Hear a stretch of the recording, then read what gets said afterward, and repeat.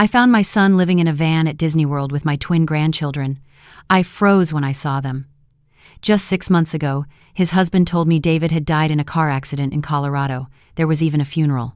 I grieved. I cried. I thought my only son was gone forever. But there he was, thin as a rail, digging through a dumpster behind the Magic Kingdom employee parking lot, while my 7-year-old grandchildren waited in a rusted van with cardboard Mickey ears taped to the windows. I was in Orlando for a retirement cruise that was leaving from Port Canaveral. My friends had convinced me to come, said I needed to move on, to live again after losing David.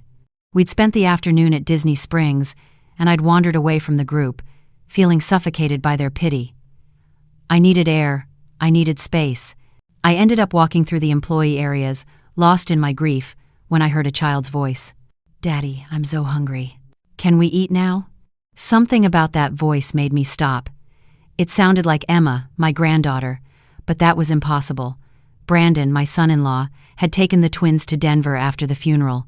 He said he needed a fresh start, that Miami held too many painful memories of David. I turned the corner and saw them, 2 small children sitting on the bumper of an old van, their clothes dirty, their faces smudged. The little girl was holding a stuffed Minnie Mouse with one eye missing. The boy had drawn a Disney castle on a piece of cardboard. "Just a little longer, Emma," a man's voice said from behind the dumpster. "Daddy's almost done." My heart stopped. That voice. I knew that voice. I'd heard it my entire life, heard it call me Mom 1,000 times, but it couldn't be. David was dead. I saw the death certificate. I went to his funeral. The man emerged from behind the dumpster holding 2 wrapped sandwiches, probably thrown out from one of the park restaurants. He was painfully thin, his face covered by an unkempt beard, wearing clothes that looked 3 sizes too big. But I knew those eyes. I knew the way he moved. I knew the small scar above his left eyebrow from when he fell off his bike when he was 9. "David?" The word escaped my lips before I could stop it. He froze, the sandwiches dropping from his hands. The twins looked up, and Emma gasped, "Abuela?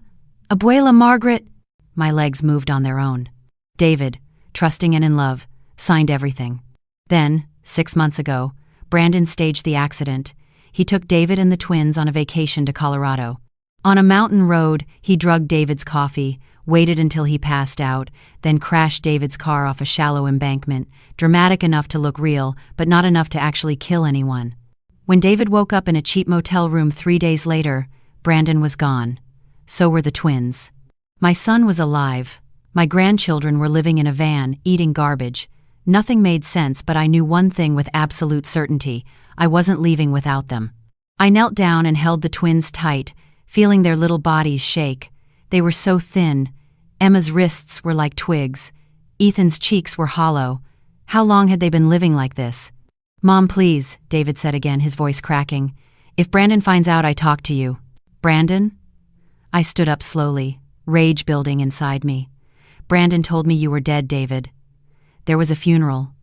I buried my son." David's face crumpled. "I know. I'm so sorry, Mom.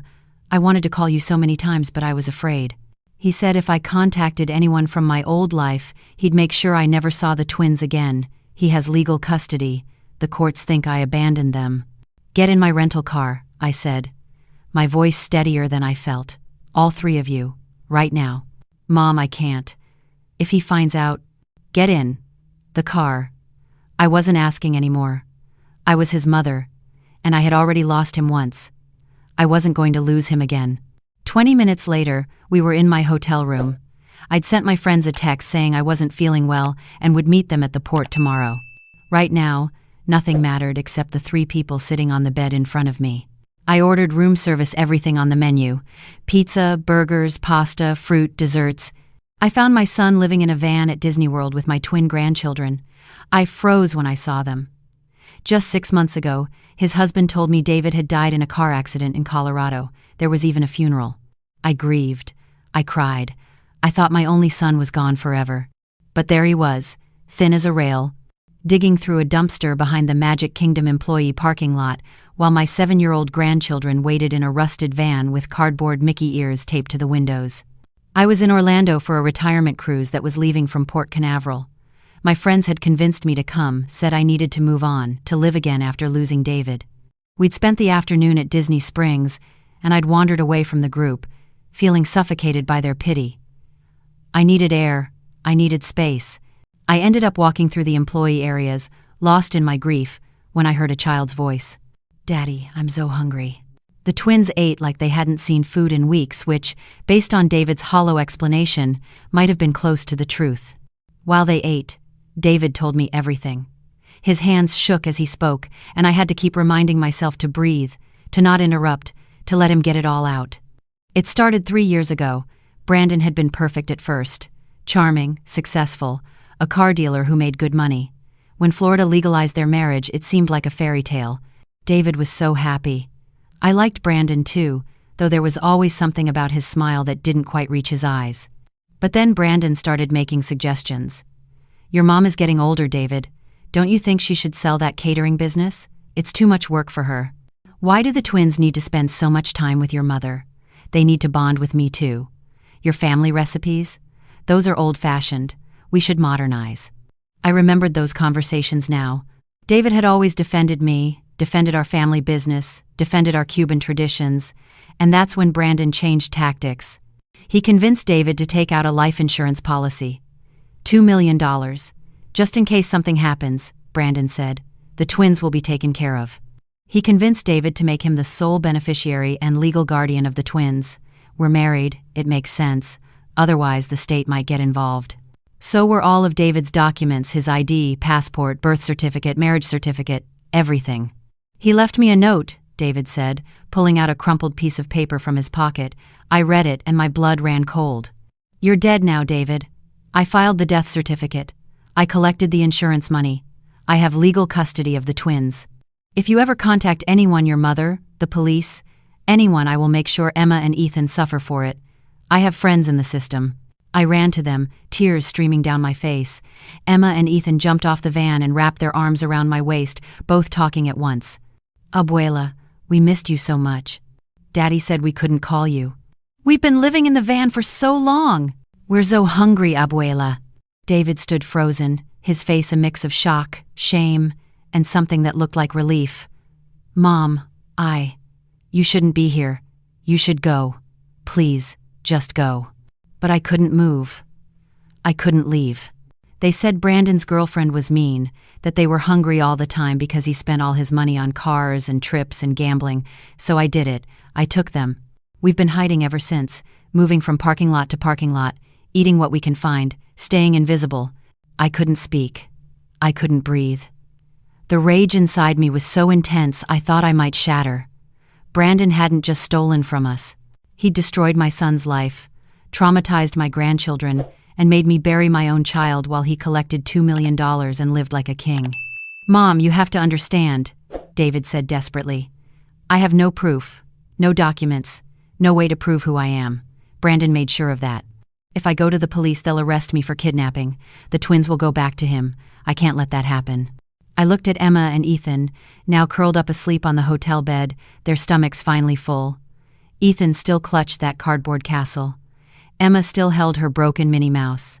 "We're going home," I said firmly.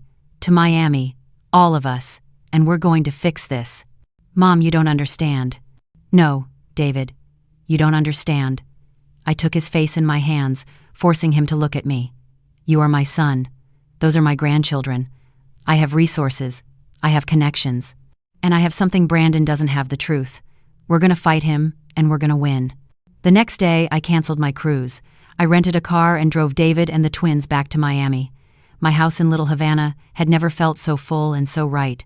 I gave the twins a proper bath, washed their hair, burned their old clothes, and dressed them in new ones I bought at Target on the way home.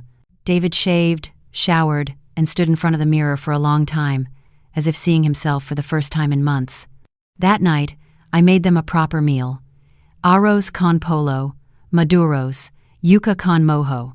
The smells filled the house, and I watched David's eyes fill with tears. "I missed this, Mom. I missed home." "You're home now," I said. "And you're not leaving again." But I knew Brandon would come looking. The question was when. I started rebuilding immediately. First, I took David to my lawyer, Roberto Silva, an old family friend who had helped me through my husband's death years ago. I explained everything, showed him the note, told him about the fake death certificate. Roberto's face grew darker with every word. "This is fraud. multiple felonies. But Margaret, proving it will be hard without David's documents. Then we get new documents, I said. Birth certificates can be reordered. We can get DNA tests to prove he's my son. We have the twins, they can testify. It's risky, Roberto warned. If Brandon finds out before we're ready, then we move fast, I interrupted. We did. Roberto filed emergency petitions. We went to the Vital Records office. We filed police reports about stolen identity documents. Every day was a battle with bureaucracy, but slowly we built David's identity back. Meanwhile, I put David to work in my catering business. Delgado's Catering had been in our family for 30 years. My husband started it, I expanded it, and David grew up in those kitchens. He knew every recipe by heart. We need to modernize, Mom, David said one afternoon, looking at our old paper ledger system. Let me help. And he did. David built us a website, created social media accounts, filmed videos of me making our traditional recipes. Within 2 weeks, we went viral on TikTok. A video of me making my abuela's ropa vieja got 3 million views. The orders started pouring in. Local restaurants wanted to partner with us. Food festivals wanted us to cater. A food blogger wrote an article titled, "The Cuban Grandmother Taking Miami by Storm." Our little catering business exploded. The twins enrolled in school. Emma made friends. Ethan joined the soccer team. Every night we ate dinner together. Every morning David woke up in his old childhood bedroom. We were healing. And then, 3 months after I found them, Brandon came back. I was in the kitchen, prepping for a corporate event, when I heard a car pull up. Through the window, I saw a silver Porsche, new, expensive, exactly the kind of thing Brandon would buy with stolen insurance money. He stepped out wearing a designer suit, sunglasses, and that same smile that never reached his eyes. Next to him was a blonde woman in her 20s, clinging to his arm. David, who had been bringing in supplies from the van, froze when he saw them. "Well, well," Brandon called out, his voice dripping with false cheer. "Looks like the dead do rise. Hello, David. You're looking remarkably alive for a corpse." Emma and Ethan, who were doing homework on the porch, screamed and ran inside. "Abuela! Abuela! He's here!" I walked out onto the porch, positioning myself between Brandon and my family. "You're not welcome here. Leave." Brandon laughed. "Oh, Margaret. Still the protective mother. How sweet." He held up his phone. "I have the court documents right here. Legal custody of Emma and Ethan Rogers, awarded to me after their father's tragic death. Now David here can keep playing dead and let me take the kids peacefully, or we can involve the police. Your choice." "The police would be very interested to hear about insurance fraud," I said coldly, "and fake death certificates, and identity theft." His smile faltered for a moment. "You have no proof." "Actually, we do." Roberto stepped out from inside the house, briefcase in hand. "I'm David Delgado's attorney. We've been building quite a case against you, Mr. Rogers.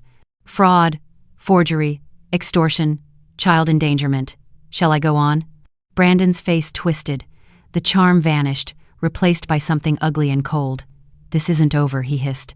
"Those kids are mine. That insurance money is mine. And by the time I'm done, David will wish he'd stayed dead." He left, tires squealing, but I knew he meant every word. The next week, Brandon launched his counterattack. False reviews appeared online, claiming our food made people sick. Anonymous accounts on social media spread rumors about our business. Health inspectors showed up 3 times in 1 week. Brandon had filed complaints. But more seriously, he filed emergency custody papers, claiming David had kidnapped the children, that I was harboring a fugitive, that the twins were in danger. The court date was set for 3 weeks away. Roberto worked around the clock. We gathered evidence, bank records showing Brandon's gambling debts, social media posts showing him partying while claiming to be a grieving widower, testimony from the twins' teachers about their condition when they first arrived at school versus now. And then we got the break we needed. Roberto's investigator tracked down the woman who had helped Brandon file the death certificate, a clerk in Colorado who had taken a bribe. Faced with her own criminal charges, she confessed everything. She had copies of the emails, the payment records, all of it. The day of the hearing, I wore my best dress. David wore a suit Roberto had bought him. The twins stayed home with my neighbor, Mrs. Reyes. The courtroom was cold and sterile. Brandon sat on the other side with his expensive lawyer, looking confident. But I saw the way his jaw clenched when Roberto started presenting evidence. The death certificate filed in Colorado. David's reissued birth certificate. The DNA test proving he was my son. The twins' testimony, recorded on video because the judge didn't want to traumatize them further. Emma crying, saying, "Brandon said Daddy was dead, but he wasn't. He was just trying to get rid of him." The clerk's confession. The insurance payout records. Brandon's bank statements showing he'd blown through nearly $1 million in 6 months on cars, trips, and casino gambling. And finally, the note. That awful, threatening note that Brandon had left David in that motel room. Brandon's lawyer tried to argue that the note was forged, that David had abandoned his family and now wanted back in. But when the handwriting expert testified that the note was definitely in Brandon's handwriting, I watched Brandon's face go white. The judge, an older woman with steel-gray hair and sharp eyes, looked at Brandon with undisguised disgust. "Mr. Rogers, I have seen many disturbing cases in my career, but this ranks among the worst. You faked your husband's death, defrauded an insurance company, stole his identity, and traumatized 2 innocent children. You are a danger to society." She ruled immediately. Full custody to David, restraining order against Brandon. And then she did something I hadn't expected. She called in the U.S. Attorney's Office. Brandon was arrested in the courtroom on federal fraud charges. As they led him away in handcuffs, he glared at me. "This isn't over," he mouthed. But it was. The judge had spoken. The truth had won. Outside the courthouse, David collapsed into my arms, sobbing. "It's really over, Mom. We're safe. We're really safe." I held my son, this man I thought I'd lost forever, and let myself cry too. Not tears of sadness anymore, but of relief, of joy, of gratitude. That evening, we picked up the twins from Mrs. Reyes. When we told them, Emma burst into tears of happiness. Ethan pumped his fist and said, "We get to stay with Daddy and Abuela forever?" "Forever," David promised. We celebrated with a family dinner. I made lechon asado, black beans, rice, tostones, and flan for dessert. The house was full of laughter for the first time in so long. That night, after the twins were asleep, David and I sat on the back porch. The Miami night was warm, the smell of jasmine in the air. "Mom, I'm so sorry," he said softly. "Sorry for the pain I caused you. Sorry for not fighting harder. Sorry for—" "Stop," I interrupted gently. "You did what you thought you had to do to protect your children. You survived. That's all that matters now." "But I should have known," he said. "I should have seen who Brandon really was. I was so stupid, so trusting." "You loved him," I said. "Love makes us vulnerable. It makes us trust. That's not a weakness, David. That's part of being human." We sat in silence for a while. Then David said, "Do you think you'll ever trust anyone again, after what Brandon did?" I thought about that. About the betrayal, the lies, the pain. About how close I'd come to never knowing the truth, to spending the rest of my life believing my son was dead. "I think," I said slowly, "that forgiveness isn't about forgetting what someone did. It's about not letting their actions poison the rest of your life. Brandon tried to destroy our family. But look at us now. We're stronger. We're together. He failed." David leaned his head on my shoulder, like he used to do when he was a little boy. "I love you, Mom." "I love you too, mihigo. Always." The next months were about rebuilding. The catering business kept growing. We hired staff, moved to a bigger kitchen, started planning a food truck. David's TikTok videos of our recipes got millions of views. Major food networks reached out for interviews. The twins thrived. Emma won a writing contest at school. Ethan made the all-star soccer team. They laughed more, they slept better. The shadows in their eyes slowly faded. And David, my son, came back to life. He smiled again. He made plans for the future. He started dating again, carefully this time, with boundaries and therapy and self-awareness. Brandon went to trial 8 months later. I attended every day, not out of revenge, but as a witness to justice. He was convicted on 14 counts: insurance fraud, identity theft, forgery, child endangerment, and more. 20 years in federal prison. As they led him away after sentencing, he looked at me one last time. This time, I didn't see anger in his eyes. I saw defeat. I saw a man who had bet everything on greed and lost. I felt nothing but pity. On the drive home from the courthouse, I thought about everything we'd been through. The pain, the fear, the struggle, but also the love, the resilience, the victory. I thought about that day I found David at Disney, digging through trash with my grandchildren living in a van. I thought about how close I'd come to never knowing, to spending the rest of my life grieving a son who was alive. And I thought about forgiveness. Not for Brandon, he would have to find his own path to redemption, if he ever could, but forgiveness for David, for not being perfect. Forgiveness for myself, for not seeing the signs earlier. Forgiveness as a way of letting go, of moving forward, of choosing love over bitterness. When I got home, the house was full of noise. The twins were arguing over a video game. David was on a work call about a catering event. The smell of black beans simmering on the stove filled the air. It was messy. It was loud. It was chaotic. It was perfect. I stood in the doorway and watched my family alive, together, healing. Brandon had tried to take everything from us. He'd almost succeeded. But in the end, love was stronger than greed. Truth was stronger than lies. Family was stronger than any betrayal. Emma looked up and saw me. "Abuela, come play with us." I smiled and walked into the living room, into the noise and chaos and love. I was home. We were all home. And this time, no one could take that away from us.